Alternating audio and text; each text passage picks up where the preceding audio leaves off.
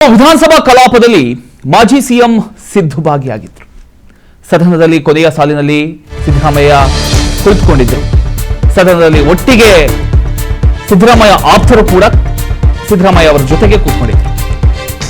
Siddaramaiah, Deshpande, Mahadevappa, K Venkatesh, Sharanabasappa, Darshanapur ಎಲ್ಲರೂ ಕೂಡ ಒಟ್ಟಿಗೆ ಕೊನೆಯ ಸೀಟಲ್ಲಿ ಕೂತ್ಕೊಂಡಿರೋದು ಕಂಡು ಬಂದಿದೆ. ಕರ್ನಾಟಕ ವಿಧಾನಸಭೆಯ ಕಲಾಪದಲ್ಲಿ ಇವತ್ತು ಎರಡು ವಿಚಾರಗಳು ರಾಜಕೀಯ ವಲಯದಲ್ಲಿ ಗಮನ ಸೆಳೆದಿವೆ. ಒಂದು ಕಡೆ ಮಾಜಿ ಮುಖ್ಯಮಂತ್ರಿಯಾಗಿರತಕ್ಕಂಥ ಸಿದ್ದರಾಮಯ್ಯನವರು ಸದನಕ್ಕೆ ಹಾಜರಾಗಿ ಕಲಾಪದಲ್ಲಿ ಭಾಗಿಯಾಗಿದ್ದಾರೆ, ಅದು ಒಂದು ಪಾಯಿಂಟ್. ಮತ್ತೊಂದು ಕಡೆ ಸಚಿವ ಸ್ಥಾನ ಸಿಗದಿರತಕ್ಕಂಥ ಅಸಮಾಧಾನದ ನಡುವೆ ಕೆಲವು ಕಾಂಗ್ರೆಸ್ ಶಾಸಕರು ಸದನಕ್ಕೆ ಗೈರಾಗಿರ್ತಕ್ಕಂಥದ್ದು, ಅದು ಕೂಡ ಚರ್ಚೆಗೆ ಕಾರಣ ಆಗಿದೆ. ಎಸ್, ದೃಶ್ಯದಲ್ಲಿ ಗಮನಿಸ್ತಾ ಇದ್ದೀರಿ ನೋಡಿ. ಲಾಸ್ಟ್ ಬೆಂಚಲ್ಲಿ ಈಗ ಸಿದ್ದರಾಮಯ್ಯನವರು ಹಾಗೂ ಅವರ ಆಪ್ತರು ಎಲ್ಲರೂ ಕೂಡ ಸಾಲಾಗಿ ಕುಳಿತುಕೊಂಡಿದ್ದಾರೆ. ಅದನ್ನು ನೀವು ಗಮನಿಸ್ತಾ ಇದ್ದೀರಿ. ಮೊದಲಿಗೆ ಸಿದ್ದರಾಮಯ್ಯ ಅವರ ವಿಚಾರಕ್ಕೆ ಬರೋದಾದರೆ, ವಿಧಾನಸಭಾ ಕಲಾಪದಲ್ಲಿ ಮಾಜಿ ಸಿಎಂ ಸಿದ್ದರಾಮಯ್ಯ ಅವರು ಭಾಗಿಯಾಗಿದ್ದಾರೆ. ವಿಶೇಷ ಅಂದರೆ ಅವರು ಸದನದ ಕೊನೆಯ ಸಾಲಿನಲ್ಲಿ ಕುಳಿತುಕೊಂಡು ಕಲಾಪ ವೀಕ್ಷಿಸ್ತಾ ಇದ್ದಾರೆ. ಸಿದ್ದರಾಮಯ್ಯ ಅವರ ಜೊತೆ ಆಪ್ತರೆಂದೇ ಗುರುತಿಸಿಕೊಂಡಿರತಕ್ಕಂಥ ಹಲವು ನಾಯಕರು ಕೂಡ ಒಂದೇ ಕಡೆ ಕುಳಿತಿರತಕ್ಕಂಥದ್ದು ಗಮನ ಸೆಳೆದಿದೆ.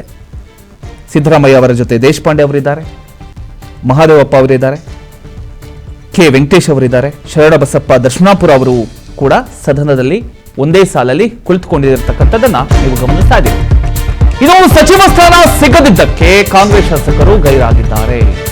ಕಲಾಪದಲ್ಲಿ ಆ ಒಂದು ಕಲಾಪ ಏನಿದೆ, ಆ ಕಲಾಪಕ್ಕೆ ಗೈರಾದ ಎಂ ಕೃಷ್ಣಪ್ಪ ಅವರು ಮಗ ಪ್ರಿಯಾ ಕೃಷ್ಣ, 4ನೇ ದಿನ ಕೂಡ ಸದನಕ್ಕೆ ತಂದೆ ಮಗ ಇಬ್ಬರೂ ಕೂಡ ಗೈರಾಗಿದ್ದಾರೆ. ಇದು ಸಾಕಷ್ಟು ಚರ್ಚೆಗೂ ಕೂಡ ಕಾರಣ ಆಗಿದೆ. ಹೀಗಾಗಿ ಸಾಮಾನ್ಯವಾಗಿ ಮುಂಚೂಣಿಯಲ್ಲಿ ಕಾಣಿಸಿಕೊಳ್ತಿದ್ದ ಮಾಜಿ ಮುಖ್ಯಮಂತ್ರಿಗಳು ಒಂದ್ ಕಡೆ ಕೊನೆಯ ಸಾಲಿನಲ್ಲಿ ಕುಳಿತುಕೊಂಡಿರತಕ್ಕಂಥದ್ದು ರಾಜಕೀಯವಾಗಿ ಹಲವು ಚರ್ಚೆಗಳಿಗೆ ಕಾರಣ ಆಗಿದೆ. ಇದು ಕೇವಲ ಆಸನ ವ್ಯವಸ್ಥೆಯ ವಿಚಾರನ ಅಥವಾ ಇದರ ಹಿಂದೆ ಯಾವುದಾದ್ರೂ ರಾಜಕೀಯ ಸಂದೇಶ ಇದೆಯಾ ಅನ್ನುವಂತ ಒಂದಿಷ್ಟು ಪ್ರಶ್ನೆ ಕೂಡ ಕೇಳ ಬರ್ತಾ ಇದೆ. ಇನ್ನೊಂದು ಕಡೆ ಕಾಂಗ್ರೆಸ್ ಪಾಳ್ಯದಲ್ಲೇ ಮತ್ತೊಂದು ವಿಚಾರ ಕುತೂಹಲ ಮೂಡಿಸಿದೆ. ಈಗ ನಾನು ಹೇಳಿರ್ತಕ್ಕಂಥ ವಿಚಾರ, ಸಚಿವ ಸ್ಥಾನ ಸಿಗದಿರ್ತಕ್ಕಂಥ ಅಸಮಾಧಾನದ ಹಿನ್ನೆಲೆಯಲ್ಲಿ ಕೆಲವು ಕಾಂಗ್ರೆಸ್ ಶಾಸಕರು ವಿಧಾನಸಭಾ ಕಲಾಪಕ್ಕೆ ಗೈರಾಗಿದ್ದಾರೆ ಅಂತಕ್ಕಂಥ ಒಂದಿಷ್ಟು ಚರ್ಚೆಗಳು ಈಗ ನಡೀತಾ ಇದ್ದಾವೆ. ಕಾಂಗ್ರೆಸ್ ಶಾಸಕರಾದ ಎಂ ಕೃಷ್ಣಪ್ಪ ಅವರು ಹಾಗೂ ಪ್ರಿಯಾ ಕೃಷ್ಣ ಅವರು ಇವತ್ತಿನ ಕಲಾಪಕ್ಕೂ ಕೂಡ ಗೈರಾಗಿದ್ದಾರೆ.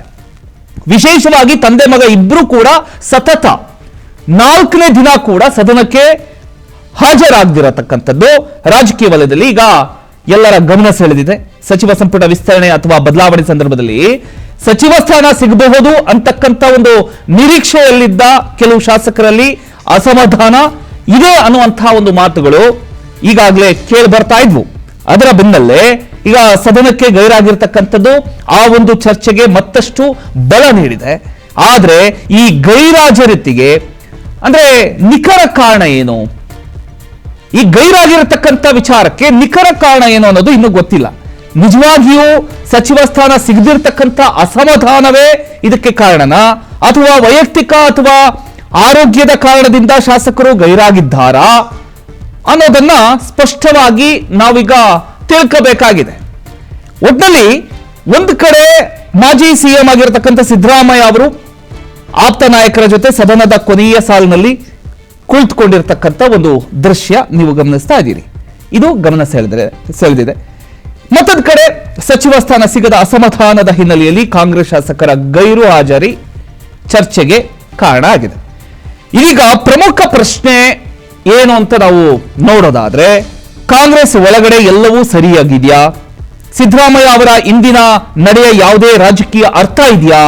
ಸಚಿವ ಸ್ಥಾನಕ್ಕಾಗಿ ಅಸಮಾಧಾನಗೊಂಡಿರತಕ್ಕಂಥ ಶಾಸಕರ ಸಂಖ್ಯೆ ಎಷ್ಟು ಮತ್ತು ಪಕ್ಷದ ನಾಯಕತ್ವ ಈ ಗೈರಾಜರಾತಿಯನ್ನ ಹೇಗೆ ನೋಡ್ತಾ ಇದೆ ಅನ್ನುವಂತಹ ಒಂದಿಷ್ಟು ಪ್ರಶ್ನೆಗಳಿಗೆ ಈಗ ಉತ್ತರ ಹುಡುಕಬೇಕಾಗಿದೆ. ಈ ಒಂದು ವಿಚಾರಕ್ಕೆ ಸಂಬಂಧಪಟ್ಟ ಹಾಗೆ ಈಗ ನಮ್ಮ ವರದಿಗಾರರಿಂದ ಒಂದಿಷ್ಟು ಮಾಹಿತಿಯನ್ನ ತಿಳ್ಕೊಳ್ಳೋಣ. ಈಗ ತಿಮ್ಮೇಗೌಡರು ಈಗ ಲೈವ್ ಅಲ್ಲಿ ಜಾಯ್ನ್ ಆಗಿದ್ದಾರೆ. ಎಸ್ ತಿಮ್ಮೇಗೌಡ, ಈಗ ನಾವು ಸಿದ್ದರಾಮಯ್ಯನವರ ವಿಚಾರಕ್ಕೆ ಬಂದ್ರೆ, ಸಿದ್ದರಾಮಯ್ಯನವರು ಇವತ್ತು ಹಾಜರಾಗಿದ್ದಾರೆ, ಕೊನೆಯ ಸೀಟ್ನಲ್ಲಿ ಕೂತಿದ್ದಾರೆ. ಅದ್ರ ಜೊತೆಗೆ ಅವರ ಆಪ್ತರೆಲ್ಲ ಸೇರ್ಕೊಂಡಿದ್ದಾರೆ, ಕೊನೆಯ ಸಾಲಿನಲ್ಲಿ ಕೂತ್ಕೊಂಡಿದ್ದಾರೆ. ಒಂದು ವಿಚಾರ. ಇನ್ನೊಂದು ಕಡೆ ತಂದೆ ಮಗ ಕೃಷ್ಣಪ್ಪರವರು ಹಾಗೂ ಪ್ರಿಯಾ ಕೃಷ್ಣ ಇಬ್ರು ಕೂಡ 4ನೇ ದಿನ ಕೂಡ ಸದನಕ್ಕೆ ಗೈರಾಗಿದ್ದಾರೆ. ಇದಕ್ಕೆ ಕಾರಣ ಏನು? ಇದ್ರ ಬಗ್ಗೆ ಇನ್ನಷ್ಟು ಮಾಹಿತಿ ಕೊಡೋದಾದ್ರೆ ತಿಮ್ಮೇಗೌಡ.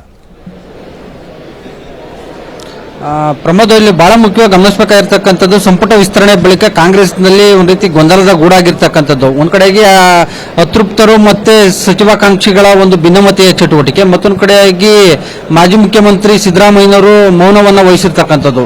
ಈ ಎಲ್ಲಾ ಬೆಳವಣಿಗೆಗಳ ನಡುವೆ ಅತೃಪ್ತರು ಮತ್ತೆ ಸಚಿವ ಸ್ಥಾನ ವಂಚಿತರಾಗಿರ್ತಕ್ಕಂಥ ಕೆಲ ಶಾಸಕರುಗಳು ಕಲಾಪದಿಂದ ದೂರವನ್ನು ಉಳಿದಿರ್ತಕ್ಕಂಥದ್ದು. ಅದರಂತೆ ವಿಜಯನಗರ ಶಾಸಕರಾಗಿರ್ತಕ್ಕಂಥ ಕೃಷ್ಣಪ್ಪ, ಗೋವಿಂದರಾಜನಗರ ಶಾಸಕರಾದಂಥ ಪ್ರಿಯಾ ಕೃಷ್ಣ ಅವರು ಸದನ ಆರಂಭವಾದ ದಿನದಿಂದಲೂ ಕೂಡ ಅವರು ಕಲಾಪಕ್ಕೆ ಹಾಜರಾಗಿಲ್ಲ. ಸಿದ್ದರಾಮಯ್ಯನವರು ಇವತ್ತು ಕಲಾಪಕ್ಕೆ ಹಾಜರಾದರು. ಮೊನ್ನೆಯೂ ಕೂಡ ಸಭಾಪತಿ ಸ್ಪೀಕರ್ ಚುನಾವಣೆ ಸಂದರ್ಭದಲ್ಲಿ ಅವರು ಹಾಜರಾಗಿ ಕಲಾಪದಿಂದ ವಾಪಸ್ ಆಗಿದ್ರು. ಇವತ್ತು ಡೆಪ್ಯೂಟಿ ಸ್ಪೀಕರ್ ಅವರ ಚುನಾವಣೆ ನಡೀತು.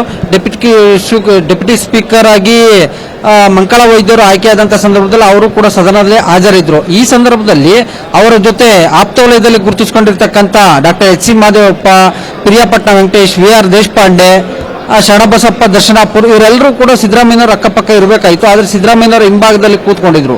ಸಿದ್ದರಾಮಯ್ಯನವ್ರ ಜೊತೆ ಅವರ ಒಂದು ಆಪ್ತ ವಲಯದಲ್ಲಿ ಗುರುತಿಸಿಕೊಂಡಂತ ಮಾಜಿ ಸಚಿವ ಮಧುಗಿರಿ ಶಾಸಕ ಕೆ.ಎನ್. ರಾಜಣ್ಣನವರು ಸುಮಾರು ಒಂದು ಅರ್ಧ ಗಂಟೆಗೆ ಹೆಚ್ಚು ಕಾಲ ತುಂಬಾ ಗಂಭೀರವಾಗಿ ಚರ್ಚೆಯನ್ನ ಮಾಡಿದ್ರು. ಮತ್ತೊಂದು ಕಡೆಗೆ ಆಗಾಗ್ಗೆ ಭೇಟಿ ಕೊಟ್ಟಂತ ಕೆಲ ಶಾಸಕರು ಸಿದ್ದರಾಮಯ್ಯನವರನ್ನ ಭೇಟಿಯಾಗಿ ಚರ್ಚೆ ಮಾಡಿದಂತ ಪ್ರಸಂಗವೂ ಕೂಡ ವಿಧಾನಸಭೆಯಲ್ಲಿ ಕಂಡುಬಂತು. ಆದ್ರೆ ತನ್ನ ಅತ್ಯಾಪ್ತ ವಲಯದಲ್ಲಿ ಗುರುತಿಸಿಕೊಂಡಂತ ಮಾದೇವಪ್ಪನವರು ಮತ್ತೆ ಪ್ರಿಯಾಪಟ್ಟ ವೆಂಕಟೇಶ್ ಅವರು ಸಿದ್ದರಾಮಯ್ಯನವರ ಜೊತೆ ಮಾತನಾಡದೇ ಇರುವಂತಹ ಒಂದು ಪ್ರಸಂಗವೂ ಕೂಡ ವಿಧಾನಸಭೆಯಲ್ಲಿ ಕಂಡುಬಂತು.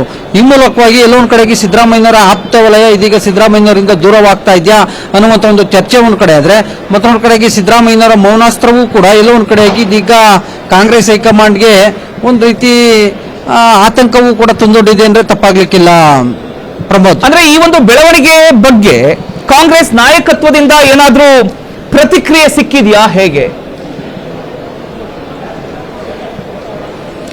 ಈ ವಿಚಾರವಾಗಿ ಯಾರು ಕೂಡ ಮಾತನಾಡಿಲ್ಲ. ಯಾಕಂತ ಹೇಳಿದ್ರೆ ಮೊನ್ನೆ ಅಷ್ಟೇ ಸಂಗೊಳ್ಳಿ ರಾಯಣ್ಣ ಜಯಂತಿ ಸಂದರ್ಭದಲ್ಲಿ ಅವರು ಒಂದು ಮಾತನ್ನ ಹೇಳಿದ್ರು ಸಿದ್ದರಾಮಯ್ಯನವರು, ನಾನು ಹೆಚ್ಚಿಗೆ ಮಾತನಾಡೋದಿಲ್ಲ, ಅಂದ್ರೆ ಈಗ ನನಗೆ ಜವಾಬ್ದಾರಿ ಕಡಿಮೆ ಇದೆ, ನಾನು ಏನು ಹಾಗಂತ ಹೇಳಿ ಅಹಿಂದ ಚಳವಳಿಯು ಕೂಡ ಏನು ವೀಕ್ ಆಗಿಲ್ಲ. ಏನು ಸೆಪ್ಟೆಂಬರ್ 6ನೇ ತಾರೀಕು ಹಿಂದುಳಿದವರ ಸಮಾವೇಶ ಇದೆ, ಆ ಹಿಂದುಳಿದವರ ಸಮಾವೇಶಕ್ಕೆ ನಾನು ಕೂಡ ಹಾಜರಾಗ್ತೀನಿ. ಆದ್ರೆ ಈಗ ನಾನು ಮಾಜಿ ಮುಖ್ಯಮಂತ್ರಿ, ನನಗೆ ಜವಾಬ್ದಾರಿ ಇಲ್ಲ, ಹಾಗಾಗಿ ಹೆಚ್ಚು ಮಾತನಾಡೋದಿಲ್ಲ ಅನ್ನುವಂಥ ಒಂದು ಮಾತನ್ನ ಹೇಳಿದ್ರು. ಸೊ ಹೀಗಾಗಿ ತಮ್ಮ ಮೌನಾಸ್ತ್ರದ ಬಗ್ಗೆ ಅವತ್ತು ತುಟಿ ಬಿಚ್ಚಿದ್ರು. ಆದ್ರೆ ಅವತ್ತಿನಿಂದ ಇಂದುವರೆಗೂ ಕೂಡ ಸದನದ ಒಳಗಾಗ್ಲಿ ಅಥವಾ ಹೊರಗಾಗಿ ಎಲ್ಲೂ ಕೂಡ ಪ್ರತಿಕ್ರಿಯೆಯನ್ನು ಕೊಟ್ಟಿಲ್ಲ. ಸದನದ ಒಳಗೂ ಕೂಡ ಅವರು ಮಾತನಾಡಿಲ್ಲ. ಸೊ ಹೀಗಾಗಿ ಎಲ್ಲೋ ಒಂದ್ ಕಡೆಗೆ ಸಿದ್ದರಾಮಯ್ಯನವರು ಒಂದು ರೀತಿ ಸೈಲೆಂಟ್ ಆಗಿದ್ದಾರೆ. ಅವರ ಒಂದು ಮೌನ ನಡೆ ಸಾಕಷ್ಟು ರೀತಿಯಲ್ಲಿ ವಿಭಿನ್ನ ರೀತಿಯಲ್ಲಿ ವಿಮರ್ಶೆಗೂ ಕೂಡ ಕಾರಣವಾಗಿರ್ತಕ್ಕಂಥದ್ದು. ಸೊ ಹೀಗಾಗಿ ಒಂದ್ ಕಡೆಯಲ್ಲಿ ಕಾಂಗ್ರೆಸ್ ಪಾಳೆಯದಲ್ಲಿ ಆತಂಕಕ್ಕೆ ಶುರುವಾಗಿದ್ರೆ, ಇತ್ತ ವಿಪಕ್ಷಗಳಿಗೆ ಸಿದ್ದರಾಮಯ್ಯನವರ ಮೌನಾಸ್ತ್ರವೂ ಕೂಡ ಒಂದು ರೀತಿ ಪ್ರಬಲ ಅಸ್ತ್ರವಾಗಿದೆ ಅನ್ನುವಂಥದ್ದು ಇದೀಗ ರಾಜಕೀಯ ವಿಶ್ಲೇಷಕರ ಒಂದು ಅಭಿಪ್ರಾಯ. Pramod, thank you.